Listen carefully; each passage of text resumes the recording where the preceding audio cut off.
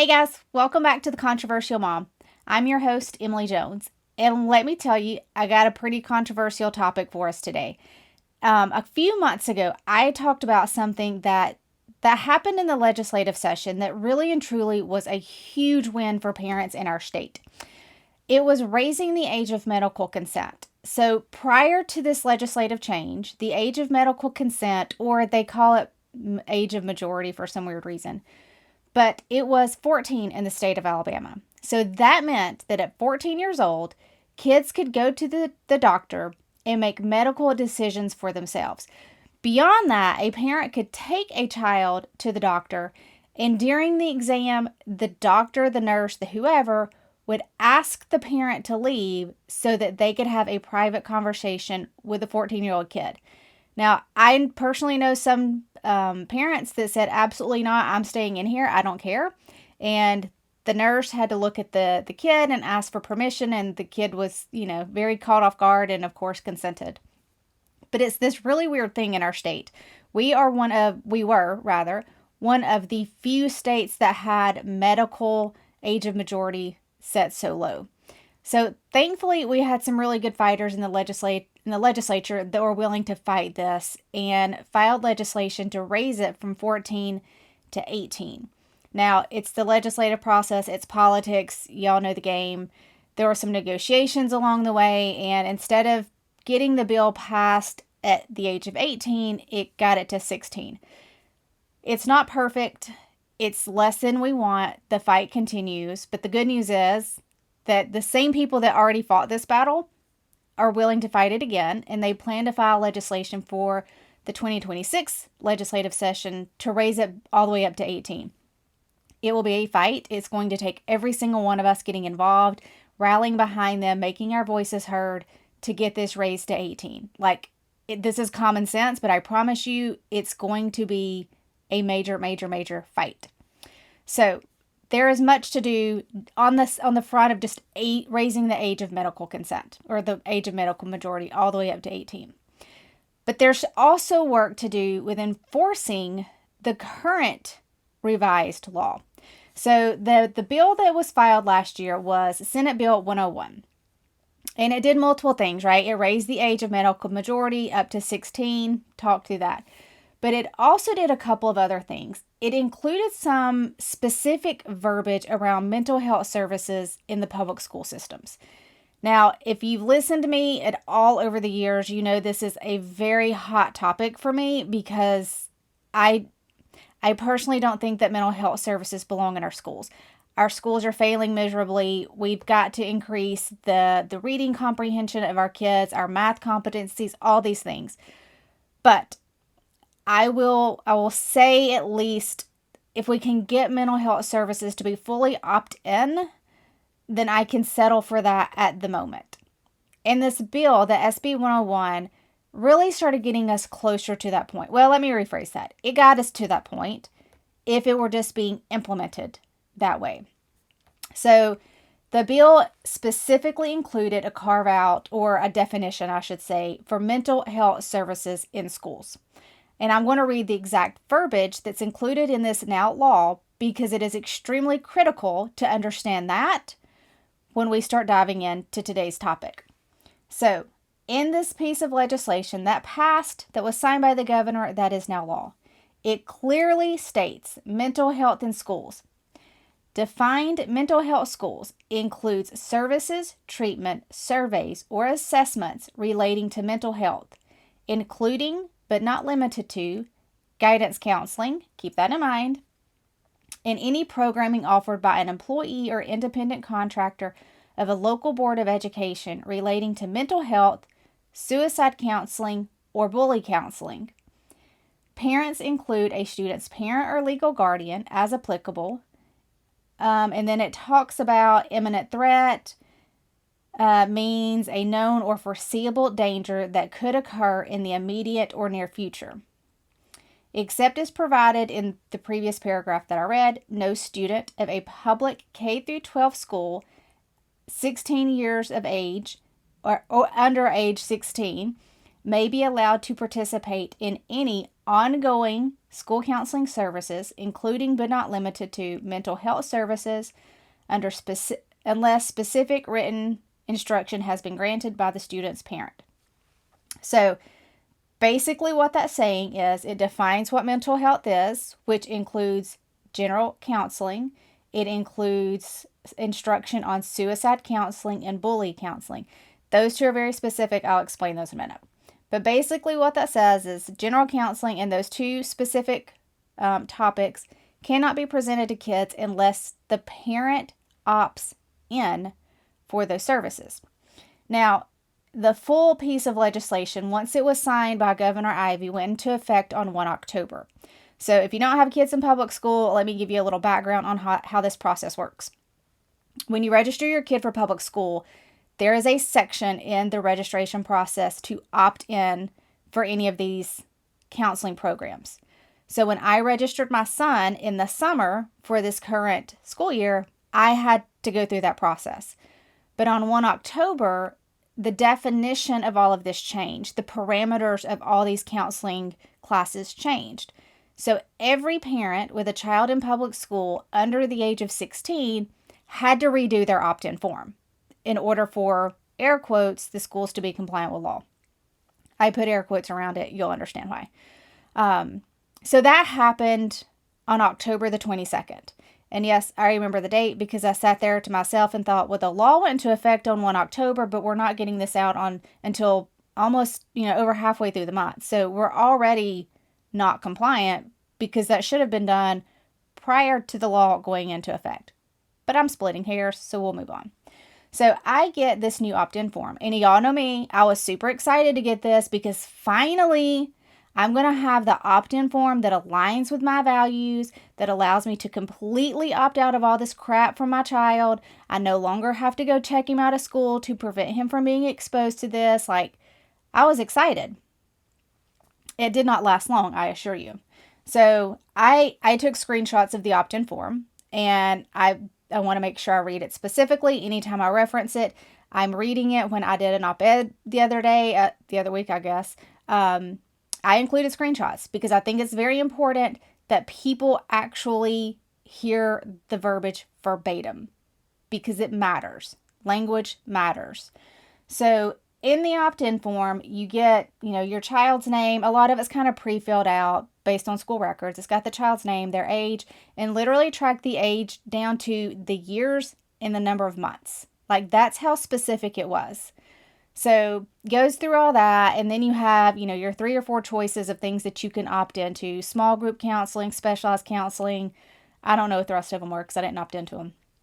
But after that little section of the options that you can opt into, there's a footnote.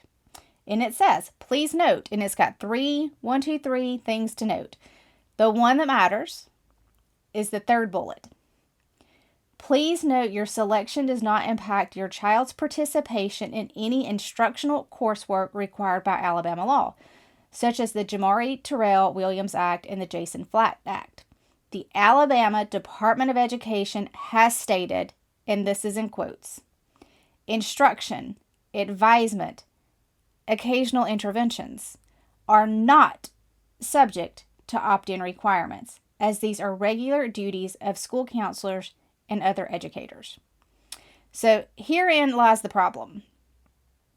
The Department of Education has decided that it can create its own loophole to go around the new state law. This is not new. This is what they've always done. This is what I've been screaming about for years. We got a revised law that it expanded and specifically addressed mental health services, and yet our Department of Education gave our governor, gave the legislature, gave parents the middle finger and said, we don't care what you did, we're still going to do what we want. And we're going to force kids into instruction, advisement, and occasional interventions without so much as calling a parent to talk to them about it. That's a major problem. I'm not really sure what occasional interventions would be other than they can occasionally have a one-on-one conversation with your child about how they feel at home and never tell you about it. And that's probably a pretty extreme example, but it's a relevant example. It doesn't matter. You should not be allowed to talk to my child unless there is an imminent threat or concern of abuse. Now, those situations, everything's totally different.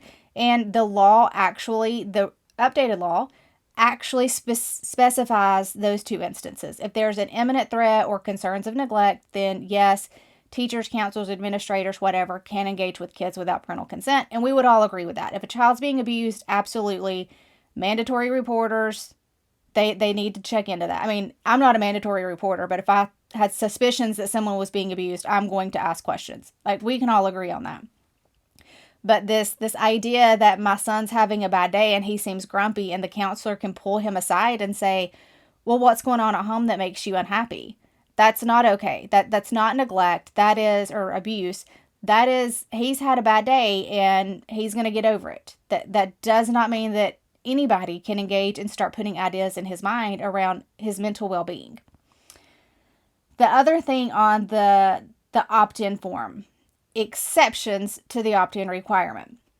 Now, this is further down on the form, but it's worth highlighting. And again, I'm going to read this verbatim because it's very important that we're dealing with facts here.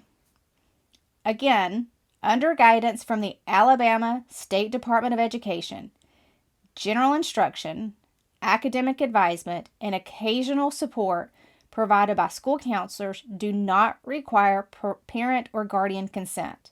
By law, mental health services may be provided without consent if there is an imminent threat to the health of the student or others, suspected abuse, neglect, or exploitation, and when there is an immediate necessity for immediate grief counseling. Again, most of that I can agree with. I don't have issues with academic advisement. That's what most of us grew up with counselors doing, is academic advisement, helping us understand what to do after school or after graduation. Academic advisement is not an issue for me. The imminent threat stuff, we're totally on board with. Suspected abuse, totally fine. Neglect, exploitation, all got it, we're on board. But where it starts to become a problem is when it says, if there's an immediate necessity for grief counseling. I don't even understand what that truly means. Because when I think grief counseling, I think my dog died, or, a family member passed away, or I'm really sad and I'm just grieving for a loss. Why does that require immediate counseling from somebody in the school system? And I don't know, maybe I just had this perfect little life and people have severe grief that requires immediate counseling on the spot. I just didn't grow up in a world where that was necessary. Parents did their jobs, grandparents, aunts, uncles, family, friends that knew what was going on in the child's life and could lean in and help.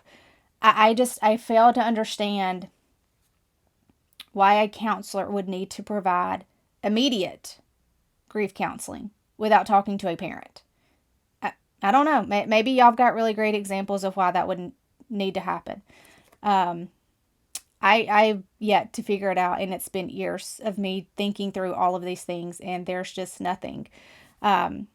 So here's why I bring all this up. One, it's just a continuation of the problem that we've had for a really long time, and I want to make sure that every parent, grandparent, aunt, uncle, whatever out there understands your children are still being exposed to mental health counseling in schools despite you not opting in. And I had somebody email me recently and tell me, well, no, you just need to talk to the principal. I did. I talked to the counselor, I talked to the principal, I talked to the district coordinator. For 3 years in a row, I've done this, and I keep getting the same answer. If you think your kids, your grandkids, your nieces, your nephews, your whatever, are not being exposed to counseling principles, you are wrong. It is happening. Now, the way that it's happening may be different than my experience. That's totally possible.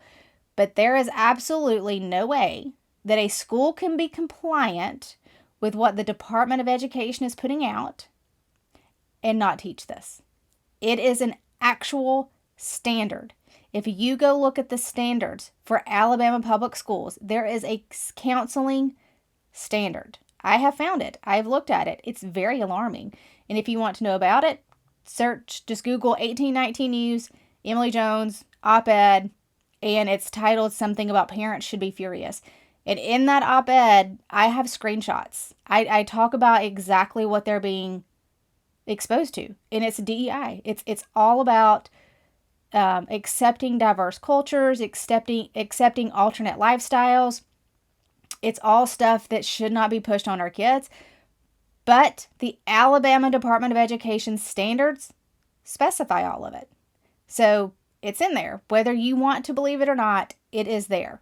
If your school's not teaching it, your school is not meeting the standards of the Alabama Department of Education. And maybe they're not. Hopefully there's some bold schools out there that are not doing it. But I've yet to find one that's not. And I will point out, the stuff that I read today came specifically from the opt-in form that I received for my son, but I did confirm that exact same language came from 3 other opt-in forms in 3 other systems. So this was not unique to just my school system. It was language that was pushed out to all schools. They're all using it. So here's the thing. This is a battle that we have to have. I, as a parent directly affected by it, have to deal with this very separately or very specifically to my situation. But if you're not a parent with a child in the school system, then you have to fight this a little differently. And what does that look like? That looks like voting for really strong people in the 2026 election. Because at the end of the day, what is happening is we have a department within the state of Alabama that has said, I will not follow the law. They are interpreting the law however they see fit and then implementing it as they want. That is a massive issue that has to be fixed within the state at a state level. I can't go to my local district and complain about it because their hands are tied. This is something that has to be done at a state level. Whether it's the governor engaging and saying, fix it, whether it's the AG doing an investigation and saying, fix it, whatever it is, it has to be fixed at a state level.